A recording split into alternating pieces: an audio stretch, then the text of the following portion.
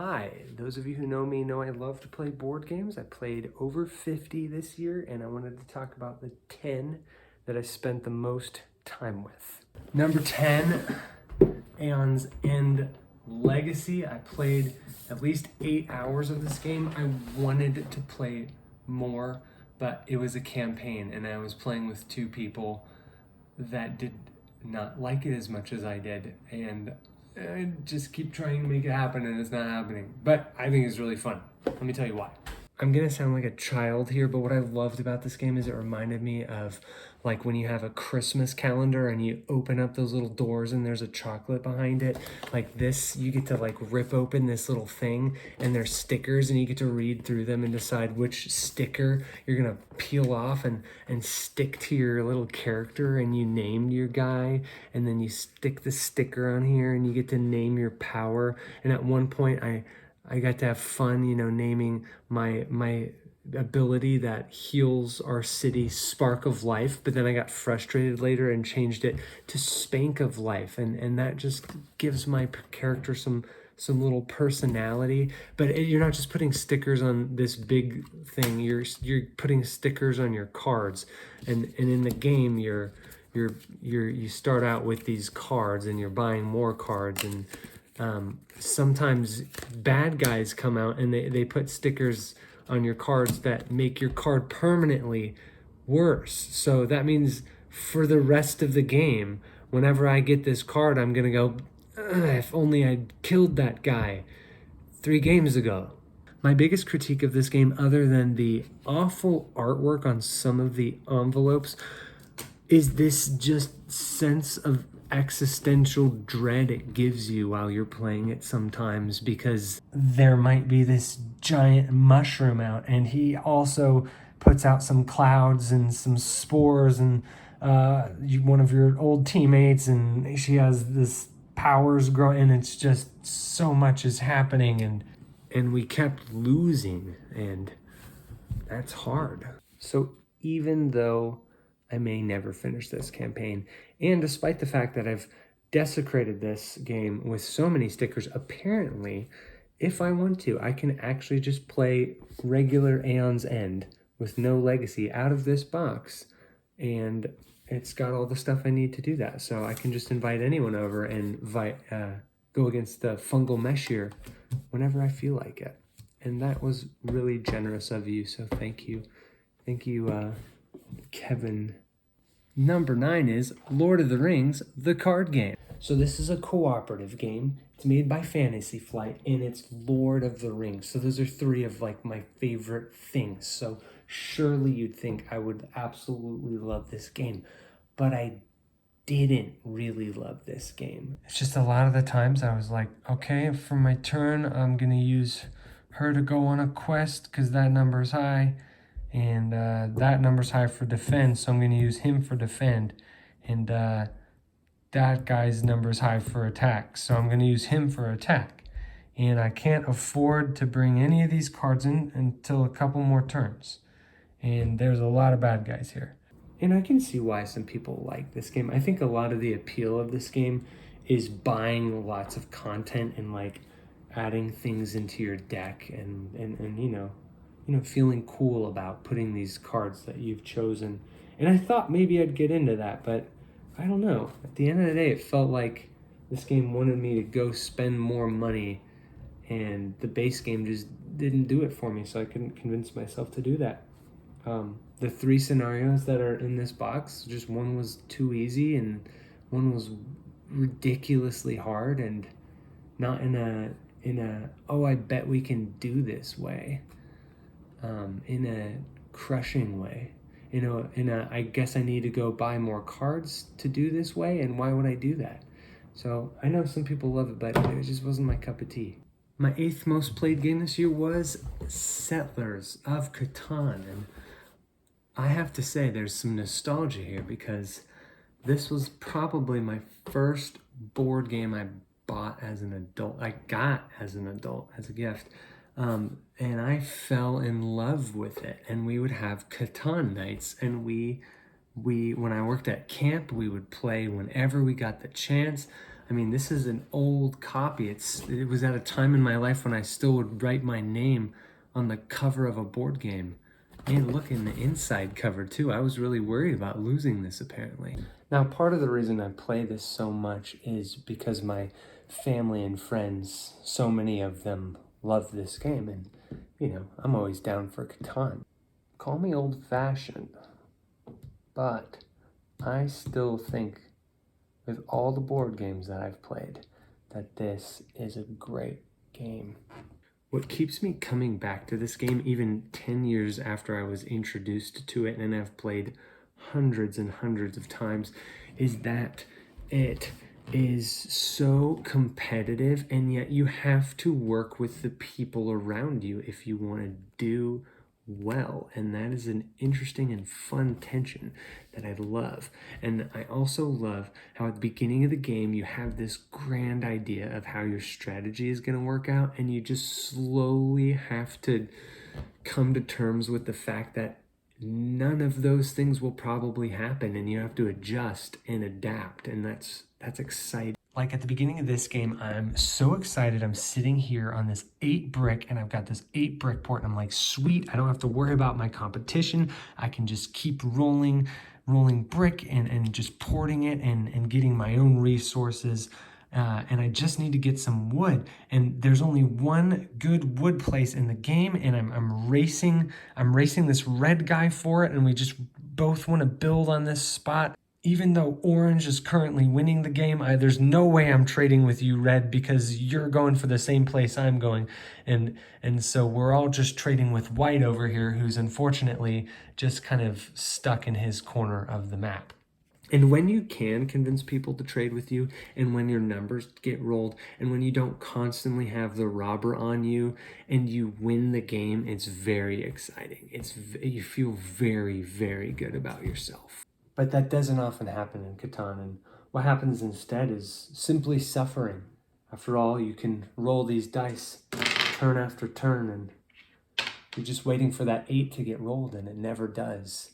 And despite all probability, it just never seems to happen to where you can draw anything except sheep. And I'm just sitting here turn after turn with 3 sheep in my hand, and they hand me the dice and I roll them, and I don't pick up a resource, and I just say, does anyone want a sheep? And no one does. And that's boring. And so you just sit here stacking your pieces, hoping that the dice gods will finally give you that brick you want.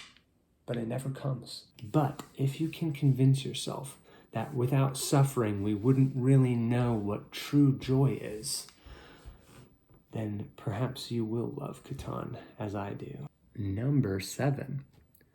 Back when I first got married in 2013. 14.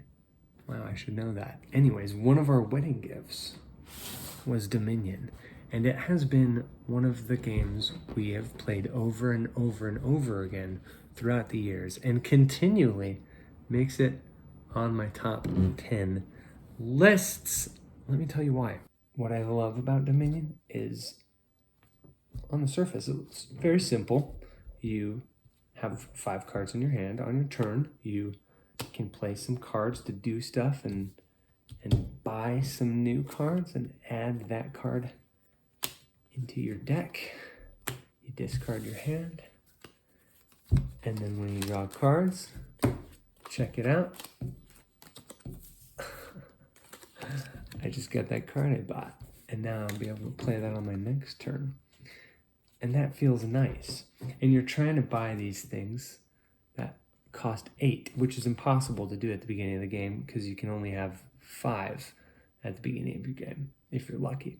But eventually, you get to build this deck, hence where the genre deck builder comes from, into something that is quite beautiful sometimes, and hopefully you can buy one of these on each of your turns. That's what you're hoping for. And that's fun. And there's always 10 random decks that get thrown down on the table, and make each game unique. And so I'm looking at this right now and I'm going, okay, if there's Yanks, this is an attack card, that's an attack card, so people are going to be attacking me.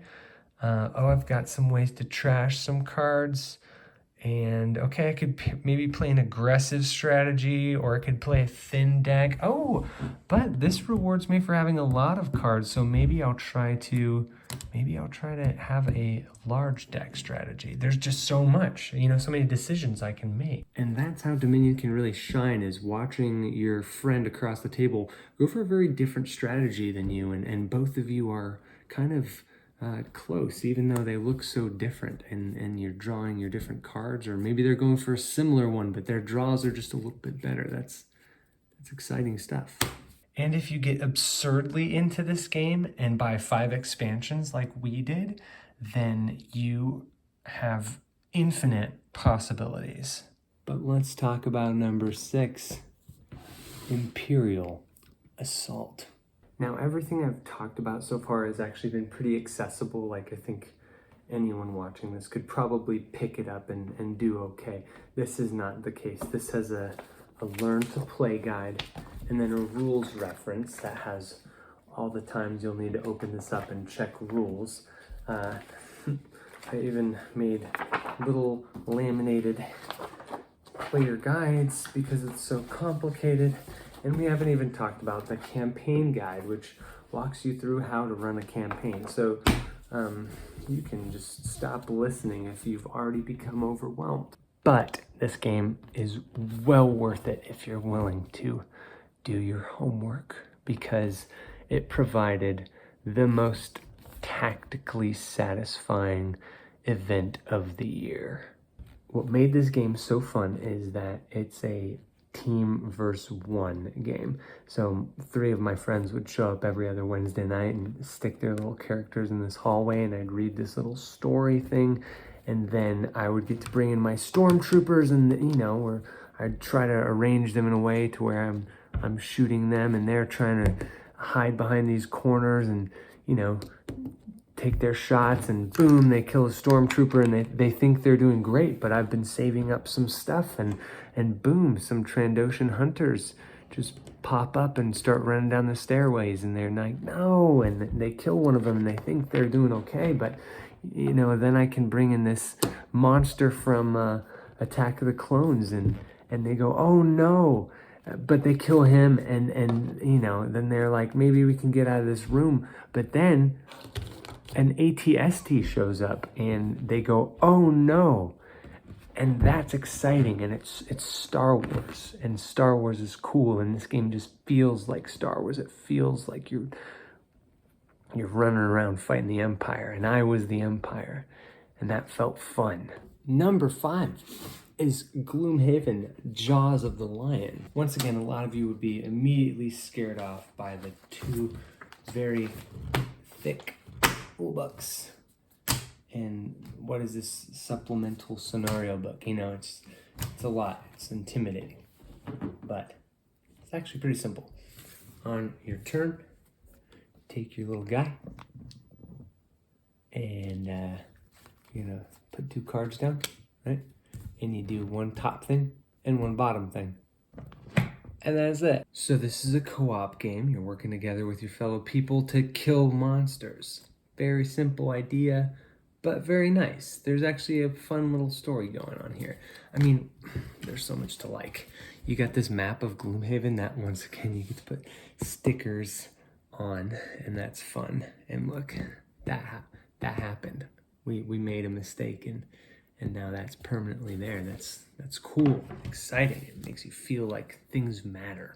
The other thing that's great about this game is just you're sometimes surrounded by a ton of rats, and it's scary, and you think you're gonna die, and then things just line up, and you're like, oh, I can do this. And on your turn, you know, I'm just gonna run over here. I get to move 2, and then I get to blow up that obstacle, and everyone who's around that suffers 2 damage. So boom, that guy's dead now, and then I'm gonna drop the big one, and I get to blow up these guys and flip some cards, and okay, that guy dies, and then that guy dies, and I just feel like so amazing because it just blew up 3 rats. But sometimes you can't blow up 3 rats. In fact, you're surrounded by them and they're just killing you. And that's always sad. The game has a lot of rules. It can be very, very, very challenging. But if you love running around with your friends, killing monsters, or at least trying to kill monsters, this is one of the best games for doing that. Game number 5 is The King's Dilemma. This game is so cool. So in The King's Dilemma, everyone playing plays a great house, and that's who they are for the whole campaign. And we're talking like 16 games here, okay? And each game, you're the next descendant of this. So this is like, you know, a centuries-long ordeal happening here. And what happens is, during the game, you know, just a little card will come out of an envelope, and maybe it'll say like, hey, maybe we need to go to war with this country. And everyone gets to go around and vote on whether they want the kingdom to go to war. And if they do, you know, then that's obviously going to cost some money. So wealth goes down, but, you know, it's going to make us more influential. So influence is going to go up on the track.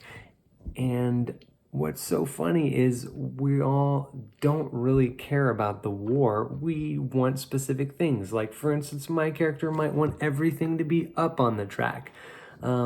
Other people might want wealth to be very low on the track. You know, we've all got these different agendas, and so there's this mingling of story and strategy that's really unique and special. And I'm gonna say it again, there's stickers in this game, and the stickers are cool because what happens is if you have someone like my good friend Alex here, who played Duke Hummus here,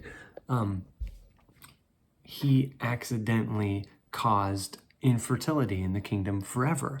And so this sticker here says that everyone will always remember that about him. And so for the rest of the campaign, for quite some time at least, he has some negative things that he has to deal with for that. So you have to balance. Do I want to win tonight, but it's going to hurt me in the long run? And those decisions are exciting and fun. And yeah, it's just fun to think. Every time we sat down in this game, we're like, oh man, whenever another card came out that's like, hey, by the way, everyone in your kingdom is infertile now, we'd look over at Alex and he would, you know, go like this. It was great. And the game is just packed with so much lore, and it has like a map it just gives you for fun, because it'll be like the city of Torque, and you're like, oh yeah, that's right there on the map. Cool. Torque has like some witches that they discover. Another just super fun aspect of the game is the money, you know? You can get some serious points for having the most money at the end of the game, but you can also use your money as a tool to bribe someone. Like, hey, I know you really want to go with no, but can I convince you otherwise? And I gotta say, the envelopes are just so nice to open up, and you get the new dilemmas and you read it and you say, the prior mother reports that a woman living in a hut deep in the hedgehog woods has proclaimed herself a witch. Do we intervene to stop the mob? And we all sit around talking about it as if we care about this witch. But really what I care about is I want this morale thing to go up, because people are happy when they burn witches. I also loved all the different houses and their personalities, and the fact that I had my main people I played with, but every once in a while, you know, someone would come over and join us, and we'd have like a guest starring episode where just they'd show up and be on the council for one session and then they'd be gone. And it didn't ruin the game. It was fun. It had, you know, some new dynamics. It was interesting. As you can tell, I really loved this game. It was so much fun and I highly recommend it. My biggest complaint is this game is garbage now. It is a box of garbage that I can't ever use again. That's kind of sad. But with that said, we played this game 16 times. It's usually about a 2-hour game. That's a lot of fun that we got to have from this game. And honestly, I don't know if I would ever want to play it again, just because I feel like we explored all it has to offer. So I'm okay with this being garbage. Game number 3 is Dice Throne. So this is my go-to game if I want to have a 1v1 dueling game. It's simple and it's like Yahtzee, and look at these cool characters, and you can just say, oh, I'm gonna be the pyromancer, and you can be whoever you want to be, and they're like, oh, I'm gonna be the monk. You just like grab this little tray out of the box, and there you go, you can go. I think what I love about this game the most is it's gorgeous. Like, look at these dice and this character. It's just honestly beautiful to look at. But I also love the mechanics. One of my favorite games growing up was Yahtzee, and this is like Yahtzee but interesting, because you roll these dice and you're like, oh, holy smokes, I just rolled 4 6s. This would be the happiest day of my life if I were actually playing right now. But yeah, you've got your 3 roll attempts, and you're trying to go for your little combos, the best of which being your ultimate, which is the 5 6s. But you've got your large straights and your small straights, and so it's got all that Yahtzee fun, but way more flavor, because instead of like writing down points, you're doing damage to the person who's sitting across the table from you. And you start out with some health, and you're just like, ha, I'm doing 8 damage. And of course you've got your defense, so you can try to block stuff and things like that. But it's simple. You pick up dice and you roll them and hope for the best. But Dice Throne isn't just a dice game, it's also cards, and I love how the cards work in this game. You can upgrade your board, so now my small straight does more damage whenever I roll it. Sometimes your rolls aren't what they want them to be, so you've got cards that can change your dice, which can be wonderful, because now I can turn this into a large straight, which is going to be fun. The other thing I love is that each character really feels unique. Like, this pyromancer can stick these burn tokens on people that are gonna just, be slowly hurting them throughout the game. She's got this fire mastery stuff, and if I can get a lot of it, then I can have this massive explosion of damage, and that's cool. But yeah, the game's pretty quick, it's pretty accessible. I taught it to some of my students last year after we finished the yearbook, and they were obsessed, and we'd play all the time, and some of them started really kicking my butt with it, which is really cool. We've had tournaments. I've done it twice, where we've had tournaments at my house, and there's just multiple people doing these one-on-one battles, and they're slowly moving up the line with their characters. It's great. Our second most played game this year was Lord of the Rings Journeys in Middle-earth. And this is my favorite game of all time. I love this game. It's so fun. My wife and I play it. We'll play a campaign together, just the 2 of us. We'll bring another couple over and play a campaign with them. It's so immersive. You feel like you're running around Middle-earth doing Lord of the Rings stuff, and it's wonderful. Okay, ironically, the best part of this game, in my opinion, was the thing that it made me reluctant to buy it at first. It was an app. I was like, an app and a board game? I don't know about this, but I mean, check this out. It's got like this cool soundtrack, right? That goes with it. And throughout the game, it's playing this great music. And it just tracks all your stuff for you. And even more importantly than tracking though, it tells a story to you. It's basically like somebody narrates stuff to you, and whenever you're moving around the game and I decide to go, to that thing, I just click on something in the app and it tells me what that thing is, and it creates so much more variability than you'd have to print hundreds and hundreds of cards, and they didn't have to do that. They just put it in an app, and that's so cool. There's so much story in here. And the campaigns are fun stories. There's 5 campaigns available right now, and that's anywhere from like 10 to 15 sit-down sessions. In one of the stories, mission after mission, you're looking for this way to help this Thane's son. Meanwhile, you're being tracked by this warg named Colfang. and she's scary. In one campaign, we're investigating rumors of spiders in Mirkwood, and there's a giant spider that is being rumored as well. We have to make our way into Moria, where we run into, of course, the Balrog. The game is pretty simple too, in that on your turn you can do two things, and the things you can do is you can either move around, or you can interact with stuff, or you can fight stuff like this scary troll. But you know, I'm Bilbo, so I'm probably not gonna fight the scary troll. I'm probably gonna go interact with this dwarf and ask for his help. But maybe I won't interact with that dwarf, and that's a fun part of this game, is you have to really work as a team, because my partner here is playing a dwarf, and perhaps, you know, him coming over to that dwarf will be more successful because dwarfs get along, right? And he has more chance of succeeding in these tests. But we also have to sit around and talk about this for a while, because over here's a scary troll, and our dwarf friend is actually the most well-suited to fight that. So what are we gonna do here? Another thing I love about this game is so many games with miniatures are just about combat, and this game is not.